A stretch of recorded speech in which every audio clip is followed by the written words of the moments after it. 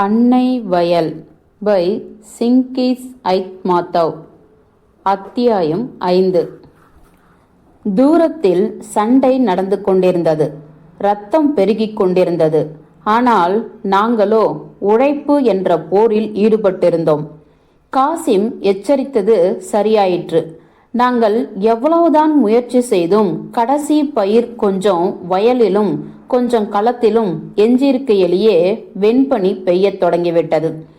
சிற்சில இடங்களில் உருளைக்கிழங்கு வெண்பனிக்கு அடியில் தங்கிவிட்டது. நேரத்தோடு வெட்டி எடுக்க முடியவில்லை. நாள்தோறும் ஒருவர் பின் ஒருவராக ஆண்கள் போர் முனைக்கு சென்றார்கள். நாங்களோ காலை முதல் மாலை வரை கூட்டு பண்ணையில் கழித்தோம். ஓயாமல் போரை பற்றியே அங்கே எப்படி இங்கே என்ன என்று பேசிக்கொண்டிருந்தோம். எல்லோரிலும் அதிகமாக தபால்காரனை வரவேற்றோம். காசிமை நாங்கள் வழி அனுப்பதற்கு பின் ஒரு வாரம் கழித்து மசேல்பேக்கிடமிருந்து கடிதம் வந்தது. பயிற்சி நிலைய தோழர்களுடன் தானும் படையில் சேர்க்கப்பட்டிருப்பதாகவும் தற்போதைக்கு தனது இருப்பிடம் முன்போலவே நகரத்தில்தான் என்றும் முதல் கடிதத்தில் எழுதியிருந்தான். சொல்லிக்கொண்டு போவதற்கு விடை பெற்றுக் கொள்வதற்கு வாய்க்காததை பற்றி வருந்த வேண்டாம். இப்படி நேரும் என்று யாருக்கு தெரிந்திருக்க முடியும்? இதை பற்றி மனம் வருந்த வேண்டியதில்லை. வெற்றியுடன் திரும்பி வருவதே எல்லாவற்றிலும் முக்கியமானது என்று கூறியிருந்தான். அவனுடைய இரண்டாவது கடிதம் நோவோசிபிர்ஸ்கியிலிருந்து வந்தது. படைத்தலைவர்கள் பயிற்சி நிலையத்தில் பயின்று வருவதாக எழுதி தன் புகைப்படம் ஒன்றும் அனுப்பியிருந்தான். இந்த படம் இப்பொழுதும் கண்ணாடி மாட்டப்பட்டு தொங்குகிறது. அதற்குள் மங்கிவிட்டது. அழகான புகைப்படம். இராணுவ உடுப்பு அவனுக்கு பொருந்திருக்கிறது. அடர்ந்த முடி பின்னே வாரிவிடப்பட்டு இருக்கிறது. கண்கள் சிறிது துயரத்துடன் சிந்தனையுடன் காணப்படுகின்றன. இன்றளவும் அவன் இதே உருவத்தில்தான் என் கனவுகளில் காட்சியளிக்கின்றான். அலிமான் மசேல்பெக்கை ஒரு தடவை மட்டுமே அவன் தன் அண்ணனின் கல்யாணத்திற்கு வந்திருந்த போதுதான் பார்த்திருந்தாள். அவள் புகைப்படத்தை நன்றாக பார்த்தாள். பாருங்கள் அம்மா, நமது மசேல்பெக் அழகான இளைஞன் போல் இருக்கிறதே.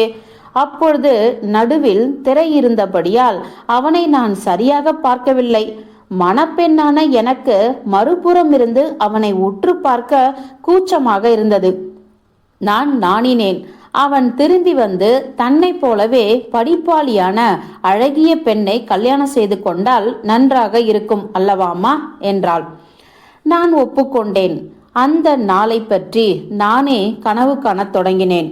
பனிக்காலத்தின் நடுப்பகுதி வரையில் என் மனம் ஓரளவு நிம்மதியுடன் இருந்தது. மகன்களிடமிருந்து கடிதங்கள் வந்து கொண்டிருந்தன. அதனால் மனநிறைவு உண்டாயிற்று. அந்த சமயத்தில் காசிமின் கடிதம் வந்தது. தன் படையினர் போர் முனைக்கு அனுப்பப்படுவதாக எழுதியிருந்தான். என் உள்ளத்தில் அச்சம் குடிக்கொண்டது. இதயம் உறைந்து போகலாயிற்று. போதாக்குறைக்கு ஸ்வான்குலுக்கு வேறு இராணுவ நிலையத்திலிருந்து எப்பொழுது பார்த்தாலும் அழைப்பு வந்த வண்ணமாய் இருந்தது. கமிஷன் முன் ஆஜராகும்படியோ பதிவு செய்து கொள்ளும்படியோ மறுபடி பதிவு செய்து கொள்ளும்படியோ நாள் தவறாமல் அழைப்பு வரும். இராணுவ நிலைய பயணங்களுக்கும் கூட்டு பண்ணையில் குழு தலைவன் வேலைக்கும் இடையே அலைந்தே அவன் ஒரேடியாக தேய்ந்து தளர்ந்து போனான். ஸ்வான்குலை படையில் சேர்த்து கொள்வார்கள் என்று நான் எண்ணவே இல்லை. கூட்டு பண்ணையில் குழு தலைவன் இல்லாவிட்டால் கைகள் இல்லாதது போல் ஆயிற்றே. ஆனாலும் அவனுக்கு படையில் சேர அழைப்பு வந்துவிட்டது. வெண்பனி படிந்த கதிர்களை நாங்கள் களத்தில் போரடித்து கொண்டிருந்த போது எனக்கு இந்த தகவல் கிடைத்தது.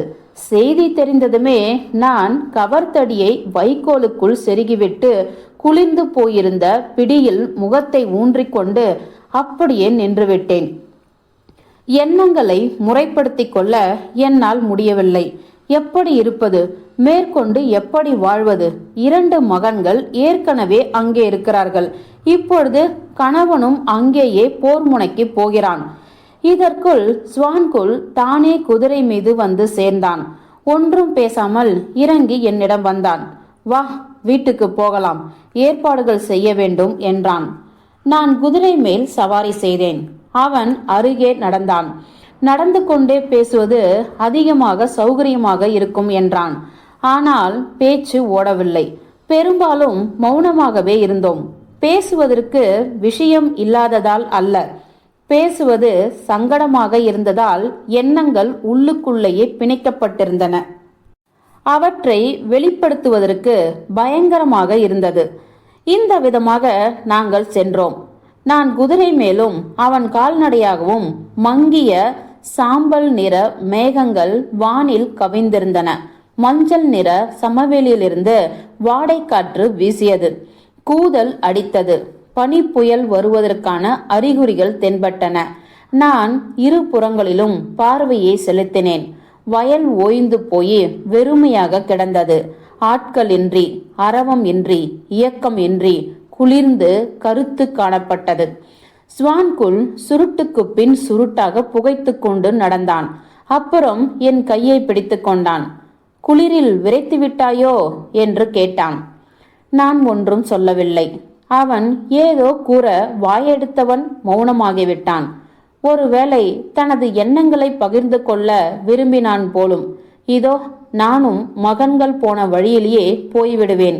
அங்கே என்ன நடக்குமோ, வீடு திரும்ப வாய்க்குமோ வாய்க்காதோ, ஒரு கால் இப்போதே என்றென்றைக்கும் பிரிவு சொல்லிக் கொள்கிறோமோ என்னவோ. அப்படியானால் என்ன வந்துவிட்டது? இத்தனை ஆண்டுகள் நட்புடன் இசைந்து வாழ்ந்துவிட்டோம். ஏதேனும் குறைகள் நிகழ்ந்திருந்தால் ஒருவரை ஒருவர் மன்னித்து விடுவோம். விதியில் என்ன திருப்பம் நேரிடும் என்று யார் கண்டது? என்னிடம் இந்த சொற்களை அல்லது வேறு வார்த்தைகளை கூற அவன் விரும்பினானோ நான் அறியேன். ஆனால் அப்பொழுது அவன் என்னை மௌனமாக நோக்கியவாறு உதட்டை கடித்துக்கொண்டு நின்றான். அவனுடைய பழுப்பு மீசையில் நரை ஓடத் தொடங்கியிருப்பது என் கண்ணில் பட்டது. அதற்கு முன்பு நான் இதை ஏனோ கவனிக்கவில்லை. நானும் ஸ்வான்குலும் இதே வயலில் இளமையில் சந்தித்தது. 22 ஆண்டுகள் இங்கே ஒன்றாக உழைத்தது. நெற்றி வியர்வை நிலத்தில் விழ பாடுபட்டது. குழந்தைகள் பெற்று வளர்த்தது. கோதுமை பயிரிட்டது. எல்லாவற்றையும் நான் நினைவு கூர்ந்தேன். கனப்பொழுதில் எங்கள் வாழ்க்கை முழுவதும் என் கண்ணெதிரே காட்சியளித்தது. நாங்கள் இந்த மாதிரி ஒருவேளை என்றென்றைக்கும் பிரிய நேரிடும் என்று நான் எண்ணவே இல்லை, அனுமானிக்கவே இல்லை. கோடை காலத்தில் முதல் அறுவடை நாள் அன்றே இரவு நேரத்தில் இதே வழியாக நாங்கள் குதிரை மீது ஏறிச் சென்றது என் நினைவுக்கு வந்தது. ஊர்கோடியில் இருந்த புதிய வீதி கவனிப்பாரற்று கட்டி முடிக்கப்படாமல் இருந்ததை கண்டேன். அலிமானுக்கும் காசிமுக்கும் உரிய இடத்தில் கற்களும் செங்கல்களும் குவியல்களாக கிடந்ததை பார்த்தேன். குதிரையின் பிடரி மீது அரற்றத் தொடங்கினேன். நெடுநேரம் அழுதேன். ஸ்வான்குல் பேசாமல் பொறுமையுடன் காத்திருந்தான். பின்பு சொன்னான், தல்கோனை, ஒரேடியாக மனதில் இருப்பது எல்லாவற்றையும் அழுது தீர்த்துவிடு. இங்கே ஒருவரும் இல்லை. ஆனால் இனிமேல் ஜனங்களுக்கு எதிரே கண்ணீரை காட்டாதே. இனி நீ வீட்டு தலைவியாக அலிமானுக்கும் ஜைனாக்குவும் ஆதரவாக மட்டும் இருக்க மாட்டாய். எனக்கு பதிலாக குழு தலைவியாகவும் நீ இருக்க நேரும். வேறு யாரும் இல்லை. நான் இன்னும் அதிகமாக கண்ணீர் பெருக்கினேன். உன்னுடைய குழு தலைமை எனக்கு எதற்கு? இம்மாதிரி நேரத்தில் அதை பற்றி பேச உனக்கு எப்படி வாய் வந்தது? எனக்கு ஒன்றுமே வேண்டாம், கேட்கக்கூட இஷ்டமில்லை எனக்கு என்றேன். ஆனால் மாலையில் நான் கூட்டுப்பண்ணை நிர்வாக அலுவலகத்திற்கு அழைக்கப்பட்டேன். எங்களது புதிய கூட்டுப்பண்ணை தலைவன், காயமடைந்த முன்னணி போர் வீரன் உசேன்பாய், ஸ்வான்குல், வேறு சில கிழவர்கள், கிராம அக்சாக்கால்கள் ஆகியோர் அங்கே குழுமியிருந்தார்கள். உசேன்பாய் உடனேயே என்னிடம் கூறினான், என்னதான் சொன்னாலும் தல்கோணையத்தை, ஆண்கள் போல வேலை செய்ய உங்களை தவிர வேறு ஆள் இல்லை. இடுப்பை வரிந்து கட்டிக்கொண்டு குழு தலைவன் குதிரை மேல் நீங்கள் அமர வேண்டியதுதான். நமது கிராமத்து நிலத்தையும் நீரையும் மக்களையும் உங்களை விட நன்றாக அறிந்தவர்கள் யாரும் இல்லை. நாங்கள் உங்களை நம்புகிறோம். எவரை நாம் இப்பொழுது மனதை கல்லாக்கி கொண்டு போர் முனைக்கு வழி அனுப்புகிறோமோ அந்த நமது தலை சிறந்த குழு தலைவர் உங்களை நம்புகிறார் என்பதனாலும் நாங்கள் உங்களை நம்புகிறோம். ஒன்றும் செய்வதற்கில்லை. நாளை முதல் வேலையை ஏற்றுக்கொள்ளுங்கள் தல்கோனை அத்தை. அக்ஸாக்கால்களும் அறிவுரை கூறலானார்கள். ஆக எல்லோரும் வற்புறுத்தியதின் பேரில் நான் குழு தலைவியாக இருக்க ஒப்புக்கொண்டேன். ஒப்புக்கொள்ளாமல் இருக்க முடியுமா? நாம் எந்த மாதிரி காலத்தில் வாழ்கிறோம் என்பதை நான் புரிந்து கொள்ளவில்லையா என்ன? என் ஸ்வால்கோலின் கடைசி விருப்பம் இது என்ற ஒரு காரணமே நான் செய்தது சரி என காட்ட போதுமானது. ஸ்வான்குல் அன்று இரவு முழுவதும் உறங்காமல் எனக்கு அறிவுரை சொல்லிக் கொண்டிருந்தான். இளவேனில் காலத்துக்கு வேண்டிய முன்னேற்பாடுகளை இப்பொழுதே தொடங்கு. சாணி குப்பைகளை ஆறப்போடு. கலப்பைகளையும் பரம்பு சட்டங்களையும் வண்டிகளையும் செப்பனிட்டு வைத்திரு. அதிக குழந்தைகள் உள்ள குடும்பங்களையும் கிழவர்களையும் கவனித்துக்கொள். இதை இப்படி செய், இதை அப்படி செய். ஆக என் நிம்மதியற்றவனே, என் அன்பு கணவனே, ஆருயிர் நண்பனே. விடியும் வரையிலும் வெளியே பனிப்புயல் அடங்கவில்லை. காற்று புகைப்போக்கியில் சீட்டியடித்தது. ஸ்வான்குலையும் நாங்கள் நெடுஞ்சாலை வரை உடன் சென்று வழி அனுப்பினோம். வயது சென்ற மற்ற மனிதர்களோடு அவனும் ஜைனாக்கின் வண்டியில் உட்கார்ந்து கொண்டான். பனி புயலுக்கு நடுவே அவர்கள் சென்று வெண்பனி மூட்டத்தில் மறைந்து விட்டார்கள். அடேங்கப்பா, என்ன குளிராய் இருந்தது. கடுங்கூதல் காற்று முகத்தை அகன்ற செய்தது. நான் மெதுவாக நடந்தேன். அடிக்கடி திரும்பி பார்த்து தேம்பி தேம்பி அழுதேன். எங்கள் கூட்டுப்பண்ணை தலைவன் உசேன் பாய் சொன்னது போலவே அன்று முதல் நான் இடுப்பை வரிந்து கட்டிக்கொண்டு குதிரை மேல் அமர்ந்து குழு தலைவி வேலையை கவனிக்கலானேன். இப்பொழுது கூட இந்த வேலை லேஸ் அல்ல, எல்லோராலும் செய்யக்கூடியது அல்ல. அப்பொழுது இன்னும் கடினமாக பெரும் தொல்லையாக இருந்தது. திடகாத்திரமான ஆண்கள் இல்லவே இல்லை. நோயாளிகளும் நொண்டிகளும் முடங்களும் தான். மற்ற உழைப்பாளிகளோ பெண்கள், கன்னிகள், குழந்தைகள், கிழவர்கள் இவர்களே. உற்பத்தி செய்ததை எல்லாம் போர் முனைக்கு அனுப்பி வைத்தோம். பண்ணையில் வண்டிகளுக்கு சக்கரங்கள் இல்லை. கடிவாளங்கள் முடிச்சு போட்ட கயிற்றை துணுக்குகள், குதிரைகளின் கழுத்துப்பட்டைகள் பீந்து போனவை. கொல்லன் பட்டறையில் நிலக்கரி கூட இல்லை. வெள்ளப்படுக்கையில் உலர்ந்த நிலத்தில் வளர்ந்திருந்த முட்புதர்களை வெட்டி கொடர்ந்து எரித்த நாங்கள் உலை அணையாமல் காத்தோம். வாழ்க்கையோ முன்போல் இல்லை. பட்டினி தலைவாயிலில் காத்திருந்தது. ஆயினும் கூட்டுப்பண்ணை நிர்வாகம் நின்றுவிடாமல் இருப்பதற்கு எங்களால் ஆனவற்றை எல்லாம் செய்தோம். எங்கள் சக்திக்கு இயன்ற வரையில் அதை இழுத்து முன்னே கொண்டு சென்றோம். இப்பொழுதும் நன்றாக நினைவிருக்கிறது. வேலையின் பொருட்டு சிலரை நல்ல வார்த்தைகளுடன் அணுகுவேன், சிலரை கடிந்துரைப்பேன், சிலரையோ தலைமயிரை பிடித்து இழுக்காதது ஒண்ணுதான் குறை. எல்லாவித நடவடிக்கைகளும் நடந்தன. அப்பொழுது நான் என்னதான் அனுபவிக்கவில்லை. எல்லாம் இருந்தாலும் அந்த நாட்களில் மக்கள் உழைந்து சிதறி போகாமல் மக்களாகவே ஒன்றித்து இருந்ததற்காக இப்பொழுதும் அவர்களுக்கு அடிபணிகிறேன். அப்போதைய மாதர்கள் இப்பொழுது கிழவைகள், சிறுவர்கள் சிறுமிகளோ எப்பொழுதோ பல குழந்தைகளின் பெற்றோர் ஆகி விட்டார்கள். அந்த நாட்களை அவர்கள் உண்மையாகவே மறந்துவிட்டார்கள். எனினும் ஒவ்வொரு தடவையும் அவர்களை பார்க்கும்போது அந்த காலத்தில் அவர்கள் எப்படி இருந்தார்கள் என்பதை நான் நினைவுபடுத்திக் கொள்கிறேன். ஆடைகள் இன்றி பட்டினியால் வருந்தும் அதே கோலத்தில் அவர்கள் எனக்கு காட்சி தருகிறார்கள். அப்பொழுது அவர்கள் கூட்டுப்பண்ணையில் எப்படி உழைத்தார்கள், வெற்றியை எவ்வாறு ஆவலுடன் எதிர்பார்த்தார்கள், எம்மாதிரி அழுது அரற்றினார்கள், என்னானம் முதிர்ச்சியடைந்து விட்டார்கள். அழிவற்ற பெரும் செயலை தாங்கள் ஆற்றியிருப்பது அவர்களுக்கு தெரியாது.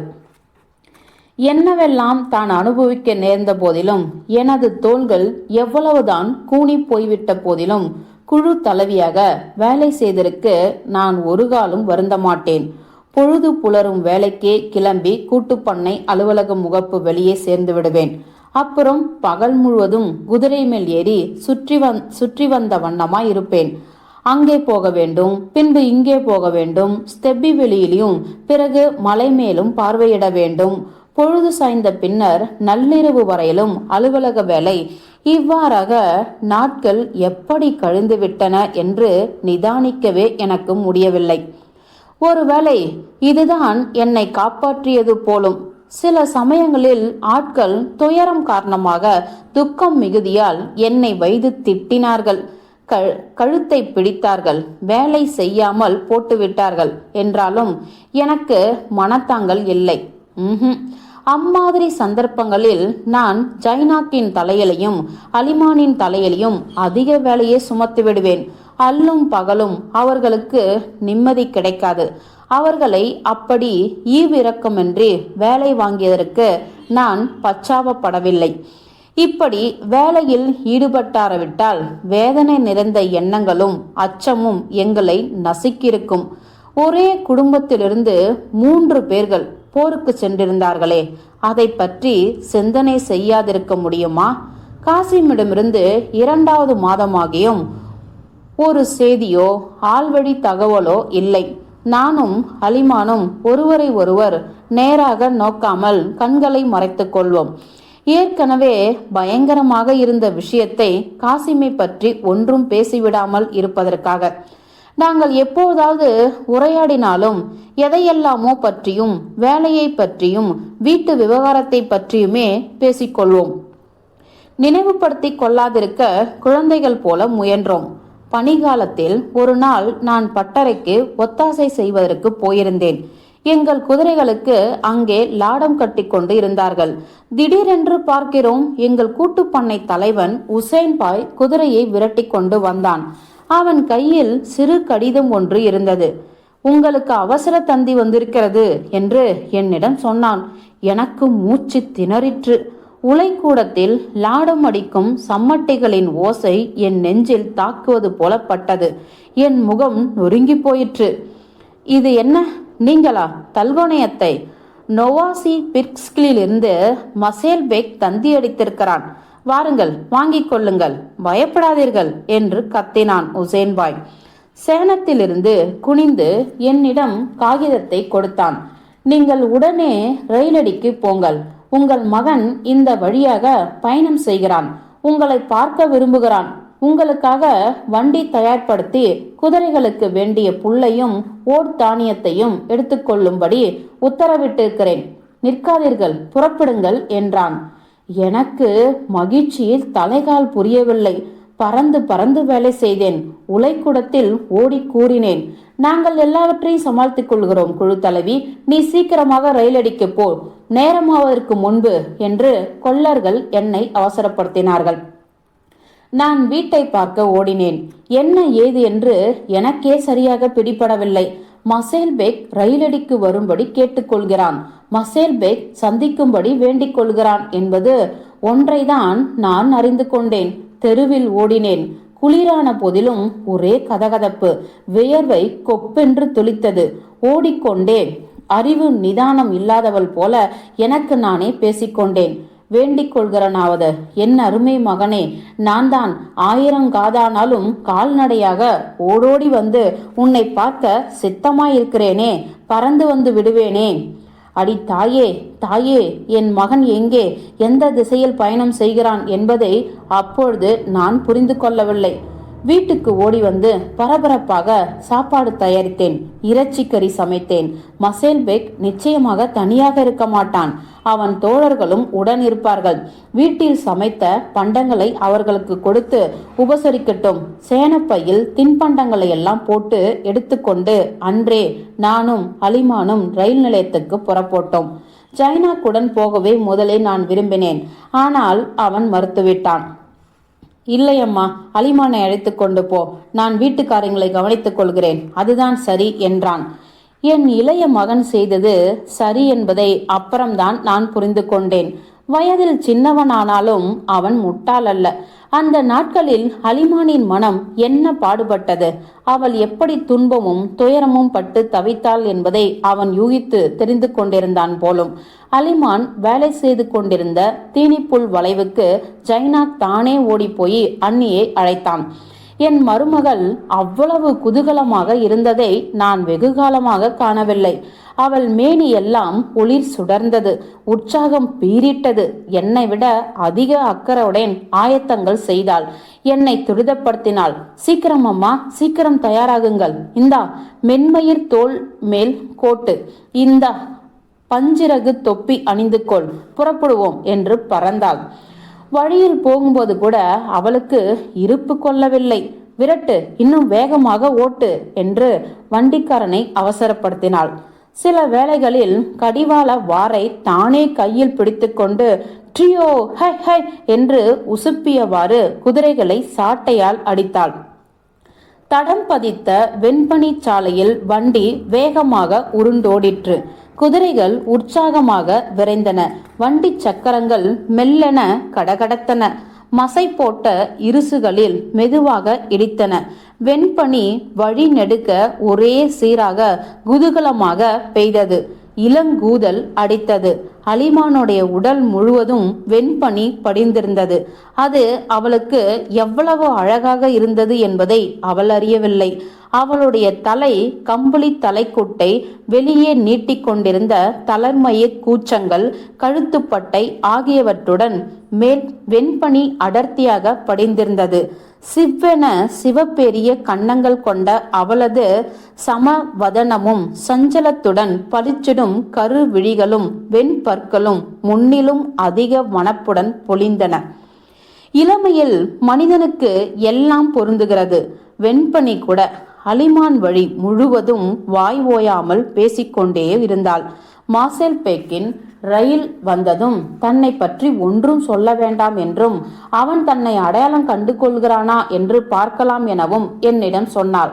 மார்செல் பேக்குக்கு தெரியாதபடி அவன் பின்னே போய் அவன் கண்களை பொத்தி வேடிக்கை செய்ய போவதாக மற்றொரு சமயம் கூறினாள். அவன் என்ன சொல்வான்? பயந்து நடுங்கி போவானோ? யாரது இங்கேயும் அசட்டு வேடிக்கை செய்வது என்பானோ?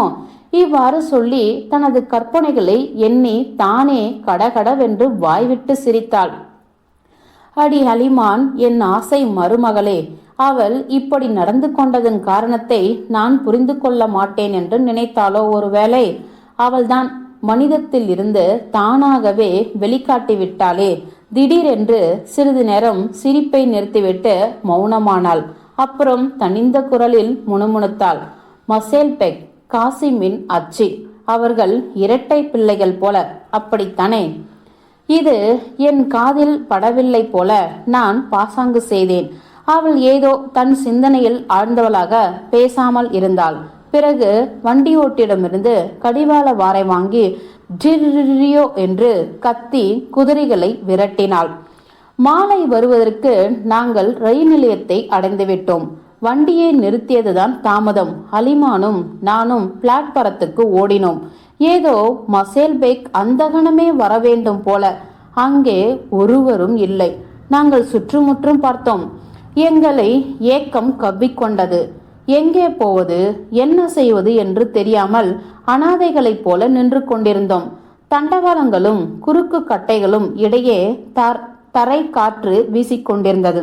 என்ஜின் உறைப்பனி அடர்ந்து நின்ற இடத்தில் குளிரில் விரைத்து போயிருந்த பெட்டிகளை கரமுறவு என்று நகர்த்தியவாறு முன்னும் பின்னும் ஊர்ந்து கொண்டிருந்தது. கப்பிகளில் காற்று சீட்டியடித்துக் கொண்டிருந்தது. நாங்கள் அதற்கு முன் ஒருபோதும் ரயில் நிலையத்தில் யாரையும் எதிர்பார்த்து நின்றதில்லை. வண்டி எப்பொழுது வரும் என்ற தகவலை யாரிடமாவது விசாரித்து தெரிந்து கொள்ள கூட எங்களுக்கு தோன்றவில்லை. அந்த சமயத்தில் என்ஜினின் ஊதல் சத்தம் தூரத்தில் கேட்டது. ரயில் கண்ணுக்கு தென்பட்டது. போவோம் அம்மா என்றாள் அலிமான். என் முழங்கால்கள் நடுங்கின. திகில் பற்றி கொண்டது. ரயில் வண்டி விரைவாக நெருங்கி வந்து கொண்டிருந்தது. இதோ வெண்பனி துகள் கிளம்பியவாறு என்ஜின் எங்களை கடந்து சென்று விட்டது. ரயில் நின்றது. நாங்கள் பெட்டிகளின் அருகே ஓடினோம். பெட்டிகளில் திணிய திணிய மக்கள் அடைந்திருந்தார்கள். மாதர்களும் குழந்தைகளும் ஏராளமான படை வீரர்களும் அவர்கள். யார் எங்கே போகிறார்கள் என்பதை எவர் அறிவார்? நாங்கள் ஒவ்வொரு பெட்டியின் பக்கத்திலும் நின்று விசாரித்தோம். ஸ்வான்க்ளோ மசேல்பேக் இங்கே இருக்கிறானா? தயவு செய்து சொல்லுங்கள். ஸ்வான்க்ளோ மசேல்பேக் இங்கே இல்லையா? சிலர் தெரியாது என்று பதில் சொன்னார்கள். சிலர் பேசாதிருந்தார்கள். இன்னும் சிலர் சிரித்தார்கள். நாங்கள் விசாரித்துக் கொண்டிருக்கும் போதே ரயில் புறப்பட்டு போய்விட்டது. எங்கள் நிலையத்தில் மொத்தம் 3 நிமிடம் நிறுத்தம் என்று தெரிய வந்தது. கையிலிருந்து பறவையை தப்பிவிட்டவர்கள் போல நாங்கள் நின்று கொண்டே இருந்தோம். கருப்பு மென்மயிர் தோல் அரைக்கோட்டும் நமுதா பூட்சுகளும் அணிந்த முதிய ருஷ்ய ரயில்வே ஊழியர் ஒருவர் அப்பொழுது எங்கள் அருகே வந்தார். ரயில் வண்டியை அவர் எதிர்கொள்ள போனதை நான் கவனித்திருந்தேன். நாங்கள் யாரை எதிர்பார்க்கிறோம் என்று அவர் கேட்டார். நாங்கள் அவருக்கு விஷயத்தை விவரித்து மசேல்பேக்கின் தந்தியை படிக்க கொடுத்தோம். அவர் கண்ணாடியை மாட்டிக்கொண்டு உதடுகளை நெடுநேரம் அசைத்து கொண்டிருந்து விட்டு அப்புறம் சொன்னார், உங்கள் மகன் இராணுவ ரயிலில் வருவார். அது எந்த ரயில் எத்தனை மணிக்கு நமது நிலையத்தை கடந்து செல்லும் என்பது தெரியாது. தாமதமாகாவிட்டால் இன்று இரவோ அல்லது நாளையோ வர வேண்டும். ஒருவேளை ஏற்கனவே போய்விட்டதோ என்னவோ. இப்போதெல்லாம் எத்தனையோ இராணுவ ரயில்கள் ஏதோ ஒரு திசையில் சென்ற வண்ணமாய் இருக்கின்றன. சில ரயில்கள் இங்கே நிற்பது கூட இல்லை, நேராக போய்விடுகின்றன. நாங்கள் ஒரேடியாக தலையை தொங்க போட்டு கொண்டோம். அட யுத்தம், பாழும் யுத்தம் என்று பெருமூச்செறிந்தார் ரயில்வே ஊழியர். எல்லாவற்றையும் தலைகீழாக மாற்றிவிட்டது. நீங்கள் என்ன இங்கே காற்றில் நின்று கொண்டிருக்க போகிறீர்களா? நிலையத்துக்கு போங்கள். பார்க்க வருபவர்களுக்கான அறை அங்கே இருக்கிறது. அங்கே உட்காருங்கள். ரயில் வண்டிகள் கடந்து செல்லும் போது மட்டும் எதிர்கொள்ள வாருங்கள். வேறு வழியில்லை என்றார். நிலைய அறையில் 10 பேர் போல இருந்தார்கள். அவர்கள் பெஞ்சுகளில் படுத்துக் கொண்டிருந்தார்கள். பல்வேறு சாலைகளிலும் பல்வேறு ரயில் நிலையங்களிலும் வாழ்க்கை அவர்களை அலைகழித்திருக்க வேண்டும். அவர்கள் இந்த தொல்லைகளுக்கு பழகி போய்விட்டார்கள். இதை சொந்த வீடாக பாவித்தார்கள் போலும். ஒரு சிலர் நிம்மதியாக உறங்கிக் கொண்டிருந்தார்கள். மற்றவர்கள் உரையாடி கொண்டும் புகைப்பிடித்துக் கொண்டும் இருந்தார்கள். மூலையில் இருவர் தகர குவளையில் கொதிக்கும் பானத்தை பருகுவதற்கு ஊதினார்கள். ஒருவன் கித்தார் வாத்தியத்தை மெல்ல வாசித்துக் கொண்டு தனிந்த குரலில் ஏதோ மூக்கால் பாடிக்கொண்டு இருந்தான். துடைக்கப்படாத உடைந்த சிம்னி கொண்ட மண்ணெண்ணெய் விளக்கு குதித்து குதித்து எரிந்து புகை கக்கியது. அரைகுறை இருட்டில் சுற்றும் முட்டும் பார்த்து நானும் அலிமானும் ஒரு பெஞ்சின் ஓரத்தில் ஒண்டிக் கொண்டோம். சிறிது நேரம் உட்கார்ந்திருந்தோம். அதற்குள் ரயில் வரும் சத்தம் கேட்கவே வாரி அடித்துக்கொண்டு கதவை நோக்கி பாய்ந்தோம். இருட்டில் காற்று எங்கள் ஆடைகளின் ஓரங்களையும் கோட்டு கைகளையும் பரத்தியது. அது சரக்கு வண்டி பெட்டி மட்டுமே கொண்ட ரயில். அவற்றுக்குள் படை வீரர்கள் தென்படவில்லை. ஆயினும் நாங்கள் ரயிலை ஒட்டினார் போல ஓடிக்கொண்டே கத்தினோம். ஸ்வான்குல் மசேல்பேக் இங்கே இருக்கிறானா? ஸ்வான்குலோ மசேல்பேக் இருக்கிறானா இங்கே? யாரும் பதிலளிக்கவில்லை. ஒருவருமே இல்லை. நாங்கள் நிலையம் திரும்பிய போது எல்லோரும் ஏற்கனவே தூங்கிக் கொண்டிருந்தார்கள். மா, நீ கொஞ்சம் படுத்துக்கொண்டு இளைப்பாறு, ரயிலை நான் கவனித்துக் கொள்கிறேன் என்றாள் அலிமான். நான் அவள் தோளில் தலையை சாய்த்து கொண்டு சற்றே கண் அயர்வோம் என நினைத்தேன். ஆனால் எங்கே, என் கண் அயர்வது எப்படி? செவிகளால் மட்டுமல்ல, இதயத்தாலும் அறிவாலும் ரயில்கள் வருவதை அனுமானித்துக் கொண்டிருக்கையில் எங்கோ நெடுந்தொலைவில் ஏற்படும் முதலாவது மெல்லிய அதிர்வை கூட உணர்ந்து சட்டென எண்ணத் தொடங்கி விடுகையில் உறக்கத்தை பற்றி சிந்திக்க கூட எப்படி முடியும்? எந்த திசையிலிருந்து ரயில் வந்தாலும் நாங்கள் துள்ளி எழுந்து பையை கையில் பிடித்துக்கொண்டு பாதையில் ஓடினோம். இராணுவ ரயில்கள் வந்தன. ஆனால் ஒன்றிலாவது மசேல்பேக் இல்லை. நடுநிசையில் மறுபடியும் காலடியில் தரை அதிர்ந்தது. நாங்கள் விழித்துக்கொண்டு வெளியே பாய்ந்தோம். மலைப்பதிவின் 2 கோடிகளிலிருந்தும் என்ஜின்களில் விரைந்து வரும் ஊதல் ஒலிகள் ஒரே சமயத்தில் கேட்டன. இரு புறங்களிலிருந்தும் ரயில்கள் ஏக காலத்தில் வந்தன. நாங்கள் கலக்கமடைந்து இரு பாதைகளுக்கு நடுவே வேறு வழியின்றி மாட்டிக்கொண்டோம். காதை செவிடாக்கும்படி அதிகரித்து வரும் ஊதல் ஒலிகளுடன் ரயில்கள் வந்தது. நிற்காமல் மேலும் மேலும் விரைவாக அப்பால் போய்விட்டன. சக்கரங்கள் கடகடத்தன. காற்று உரிமை சீறியது. பனி சூழல் காற்றில் எங்களை உந்தியது. ரயிலுக்கு அடியில் தள்ள பார்த்தது. அம்மா என்று வீறிட்டாள் அலிமான். என்னை பற்றி விளக்கு கம்பத்தின் மேல் சாய்ந்தவாறு நிறுத்தி இறுக தழுவி கொண்டாள். அசைய விடவில்லை. நான் மின்னலை போல பாய்ந்து சென்று ஜன்னல்களுக்கு உள்ளே உற்று பார்த்தேன். ஒருவேளை என் மசேல் பேக்கை காண்பேனோ? என் மகன் ஒருவேளை இங்கே இருந்து நான் அறியாமல் போய்விட்டால்? உருண்டோடும் சக்கரங்களுக்கு அடியில் தண்டவாளங்கள் முணங்கின. மகனை பற்றிய அச்சத்துக்கு ஆளான என் இதயத்தைப் போலவே வெண்பனி படலங்களை கூடவே எடுத்துச் சென்றவாறு ரயில்கள் போய்விட்டன. நாங்களோ வெகு நேரம் விளக்கு கம்பத்தின் அருகே ஒருவரோடு ஒருவர் ஒன்றி நின்று கொண்டிருந்தோம். பொழுது புலரும் வரையில் நானும் அலிமானும் நிம்மதியாக உட்காரவே இல்லை. ரயில்களை ஒட்டினார் போலும் முன்னும் பின்னும் ஓடிய வண்ணமாயிருந்தோம். பலபலவென்று விடியும் தருவாயில் திடீரென புயல் அடங்கிவிட்ட சமயத்தில் மேற்கே இருந்து ஒரு ரயில் வந்தது. அந்த மாதிரி ரயிலை நாங்கள் இதற்கு முன் காணவே இல்லை. அதன் பெட்டிகள் எல்லாம் கரிந்து பொசுங்கி இருந்தன. முகடுகள் பீய்ந்து போயிருந்தன. கதவுகள் உடைந்து தகர்ந்திருந்தன. ரயில் முழுவதிலும் உயிருள்ள ஜீவன் ஒன்று கூட இல்லை. வெற்று ரயில் பெட்டிகளில் கல்லறையை போன்ற அமைதி நிலவிற்று. புகை, பொசுங்கிய இரும்பு, கரிந்த பலகைகள், வர்ணம் ஆகியவற்றின் நெடி அடித்தது. எங்களுக்கு அறிமுகமான கருப்பு மென்மயிர் தோள்கோட்டு அணிந்த ரயில்வே ஊழியர் விளக்கும் கையுமாக வந்து சேர்ந்தார். இந்த ரயில் வண்டி ஏன் இப்படி இருக்கிறது என்று அலிமான் அவரிடம் காதோடு கேட்டாள். விமான குண்டுகளால் தாக்கப்பட்டிருக்கிறது என்று தனிந்த குரலில் பதிலளித்தார் அவர். இப்பொழுது இந்த பெட்டிகள் எங்கே கொண்டு செல்லப்படுகின்றன? செப்பனிடும் இடத்துக்கு என்று முன் போலவே தாழ்ந்த குரலில் பதிலளித்தாள் ரயில்வே ஊழியர். நான் இந்த உரையாடலை கேட்டேன். எவர்கள் இந்த பெட்டிகளில் பயணம் செய்தார்களோ, புகைக்கும் கூச்சல்களுக்கு அனல் பிழம்புகளுக்கும் இடையே எவர்கள் உயிரை விட்டார்களோ அவர்களை பற்றி கைகளையும் கால்களையும் இழந்தவர்கள் என்றென்றைக்கும் செவிடர்களும் குரூடர்களும் ஆகிவிட்டார்கள் முதலியவர்களை பற்றி சிந்தனை செய்தேன். இந்த வெடிகுண்டுகளோ போரின் எதிரொலி மட்டுமே. அப்படியானால் யுத்தமே எப்படி இருக்கும்? உடைந்த சிதைந்த ரயில் வண்டி நீண்ட நேரம் நிலையத்தில் நின்று கொண்டிருந்தது. அப்புறம் அது மெதுவாக புறப்பட்டு இடைவிடாது கடகடத்தவாறே எங்கோ சென்று விட்டது.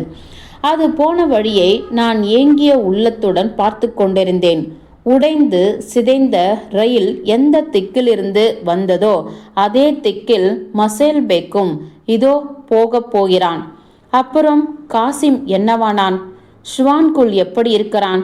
நாங்கள் ரியாசனுக்கு பக்கத்தில் எங்கோ இருப்பதாக அவன் எழுதியிருந்தான். போர் முனையிலிருந்து இந்த இடம் நிச்சயமாக வெகு தூரத்தில் இருக்காது. காலை நேரம். நாங்கள் கிராமம் திரும்பும் வேலை வந்துவிட்டது. குதிரைகளுக்கு தீவனம் தீர்ந்து போயிற்று. மசேல் பேக் இன்னும் வரவில்லை என்று வைத்துக்கொள்வோம். அப்பொழுது இவ்வளவு நேரம் காத்திருந்த பின் சந்திக்காமல் போவது எவ்வளவு வருத்தமாக இருக்கும். நானும் அலிமானும் எல்லா விதமாகவும் எண்ணி பார்த்தோம். முடிவுகள் செய்தோம். ஆயினும் ரயில் நிலையத்திலிருந்து போய்விடுவதற்கு துணியவில்லை. அந்நாள் போலவே பருவநிலை ஒரே காற்றும் குளிருமாக இருந்தது. ரயில் நிலையம் இருந்த மலைப்பகுதி காற்றுகளின் வழித்தங்கள் என்று அழைக்கப்படுவது சரியே. திடீரென்று மேகங்கள் விலகின. சூரியன் எட்டி பார்த்தது. அட, நம் மகனும் மேகத்தின் பின்னிருந்து சூரியன் போல திடீரென்று வெளிப்பட்டால், நொடி பொழுதாவது காட்சியளித்தால் எவ்வளவு நன்றாக இருக்கும் என்று எண்ணினேன். அப்பொழுது தொலைவிலிருந்து ரயில் ஓசை கேட்டது. அது கிழக்கிலிருந்து வந்தது.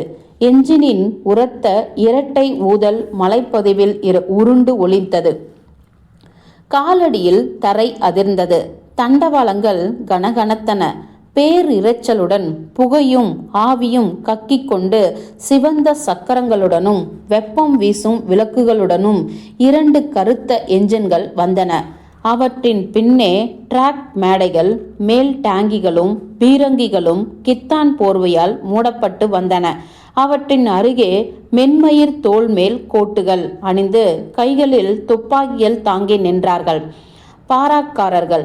திறந்த சரக்கு ரயில் பெட்டிகளுக்கு பளிச்சிட்டார்கள். படை வீரர்கள் ஒவ்வொரு பெட்டியாக எங்களை கடந்து சென்றன. முகங்களும் மென்மயிர் தோல் மேல் கோட்டுகளும் மின்னி மின்னி மறைந்தன. பாட்டு துணுக்குகளும் சொற்பகுதிகளும் அக்கார்டியன், பலாய்லாய்க்கா போன்ற வாத்தியங்களின் ஒலிகளும் காதில் பட்டன. நாங்கள் உற்று பார்த்து கொண்டிருந்தோம். இதற்குள் சிவப்பு மஞ்சள் கொடிகளும் கைகளுமாக ஒருவன் அருகே ஓடி வந்தான். ரயில் நிற்காது, நிற்காது, அப்பாலே போங்கள், வழியை விட்டு அப்பாலே போங்கள் என்று காதுக்குள் கத்தி எங்களை நெட்டி தள்ளினான். அந்த கணத்தில் அருகே கூச்சல் கேட்டது. அம்மா, அலிமான்! அவன் மசேல் பேக். அட கடவுளே, கடவுளே! அவன் எங்களுக்கு மிக அருகாக கடந்து சென்றான்.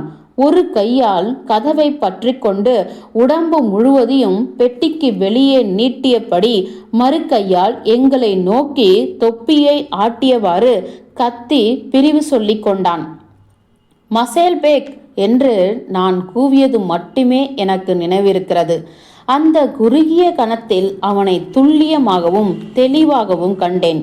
காற்று அவன் தலைமயிரை பரத்தியது. அவனுடைய மேல்கோட்டு முனைகள் இறக்கைகள் போல அடித்து கொண்டன. முகத்திலும் விழிகளிலும் மகிழ்வும் துயர்வும் வருத்தமும் பிரிவும் தென்பட்டன. அவன் மீது பதித்த பார்வையை அகற்றாமலே நான் அவனை தொடர்ந்து ஓடினேன். ரயிலின் கடைசி பெட்டி என்னை கடந்து போய்விட்டது. எனினும் நான் தண்டவாள குறுக்கு கட்டைகள் மீது மேலும் மேலும் ஓடிக்கொண்டே இருந்தேன். அப்புறம் விழுந்து விட்டேன். ஐயோ, நான் தான்! எப்படி தேம்பி தேம்பி அழுது புலம்பினேன். என் மகன் போர்க்களம் சென்று விட்டான். நானோ குளிர்ந்த இரும்பு தண்டவாளத்தை தழுவிக்கொண்டு அவனை வழி அனுப்பினேன். சக்கரங்களின் கடகடப்பு வர வர தொலைவில் சென்று கடைசியில் ஒரேடியாக அடங்கிவிட்டது. இந்த ரயில் வண்டி என் தலை மேலாக கடந்து செல்வது போல இப்போது கூட சில சமயங்களில் எனக்கு பிரம்மை உண்டாகிறது. சக்கரங்கள் நெடுநேரம் காதுகளில் கடகடக்கின்றன. அலிமான் ஆறாக கண்ணீர் பெருக்கியவாறு என் அருகே ஓடி வந்து பக்கத்தில் குனிந்து என்னை தூக்க முயன்றாள். ஆனால் அவளுக்கு மூச்சு திணறுகிறது. கைகள் வெடவெடக்கின்றன. என்னை தூக்கி நிறுத்த முடியவில்லை. அப்பொழுது ஒரு ருஷ்ய மாது, பாதை இணைப்பு தொழிலாளி ஓடி வந்தாள். அவளும் அம்மா அம்மா என்று என்னை தழுவிக்கொண்டு கண்ணீர் வெடித்தாள். அவர்கள் இருவருமாக என்னை பாதை திருப்பத்துக்கு நடத்தி சென்றார்கள். நாங்கள் ரயில் நிலையத்துக்கு போகும்போது அலிமான் படைவீரன் தொப்பி ஒன்றை என்னிடம் கொடுத்தாள். இந்தாமா, மசேல் பேக் விட்டு சென்றிருக்கிறான் என்றாள். அந்த ரயிலை தொடர்ந்து ஓடிய போது அவன் தனது தொப்பியை வீசிவிட்டு போயிருக்கிறான். இந்த தொப்பியும் கையுமாக நான் வீட்டுக்கு போனேன். வண்டியில் உட்கார்ந்து கொண்டு தொப்பியை மார்புடன் சேர்த்து இறுக அணைத்து கொண்டேன். இப்பொழுது கூட அது சுவரில் தொங்குகிறது. சர்வ சாதாரணமான படைவீரன் தொப்பி, சாம்பல் நிறமானது. நெற்றி பக்கம் நட்சத்திர சின்னம் கொண்டது. சில வேளைகளில் அதை கையில் எடுத்து அதில் முகத்தை புதைத்து கொண்டு மகனின் மனதை முகர்கிறேன்.